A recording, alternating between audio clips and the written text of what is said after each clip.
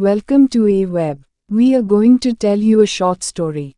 So keep listening. A 50-cent lesson in persistence.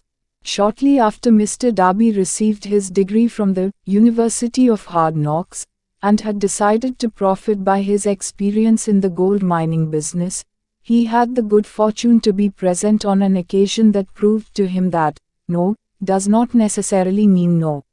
One afternoon he was helping his uncle grind wheat in an old-fashioned mill. The uncle operated a large farm on which a number of colored sharecrop farmers lived. Quietly, the door was opened, and a small colored child, the daughter of a tenant, walked in and took her place near the door. The uncle looked up, saw the child, and barked at her roughly, "What do you want?" Meekly, the child replied, "My mammy say send her 50 cents.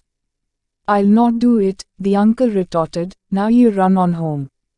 "Yes, sir," the child replied. But she did not move.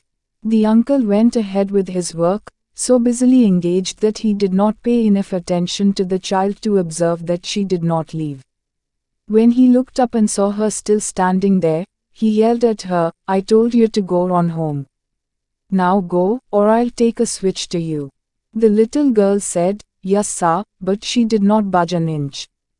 The uncle dropped a sack of grain he was about to pour into the mill hopper, picked up a barrel stave, and started toward the child with an expression on his face that indicated trouble. Darby held his breath. He was certain he was about to witness a murder. He knew his uncle had a fierce temper. He knew that colored children were not supposed to defy white people in that part of the country. When the uncle reached the spot where the child was standing, she quickly stepped forward one step, looked up into his eyes, and screamed at the top of her shrill voice, "My mammy's gotta have that 50 cents. The uncle stopped, looked at her for a minute, then slowly laid the barrel stave on the floor, put his hand in his pocket, took out $50, and gave it to her. The child took the money and slowly backed toward the door, never taking her eyes off the man whom she had just conquered. After she had gone, the uncle sat down on a box and looked out the window into space for more than 10 minutes. He was pondering, with awe, over the whipping he had just taken. Mr. Darby, too, was doing some thinking. That was the first time in all his experience that he had seen a colored child deliberately master an adult white person. After I had described to Mr. Darby the power unwittingly used by the little child, he quickly retraced his 30 years of experience as a life insurance salesman, and frankly acknowledged that his success in that field was due, in no small degree, to the lesson he had learned from the child. Mr. Darby pointed out, "Every time a prospect tried to bow me out, without buying, I saw that child standing there in the old mill, her big eyes glaring in defiance, and I said to myself, I've got to make this sale.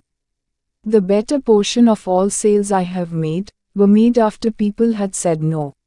He recalled, too, his mistake in having stopped only 3 feet from gold, but, he said, that experience was a blessing in disguise.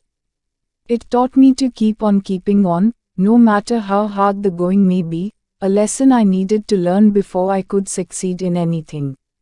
This story of Mr. Darby and his uncle, the colored child and the gold mine, doubtless will be read by hundreds of men who make their living by selling life insurance. Life is strange and often imponderable. Both the successes and the failures have their roots in simple experiences. Mr. Darby's experiences were commonplace and simple enough, yet they held the answer to his destiny in life, therefore they were as important to him as life itself. He profited by these 2 dramatic experiences, because he analyzed them, and found the lesson they taught. Thank you for watching.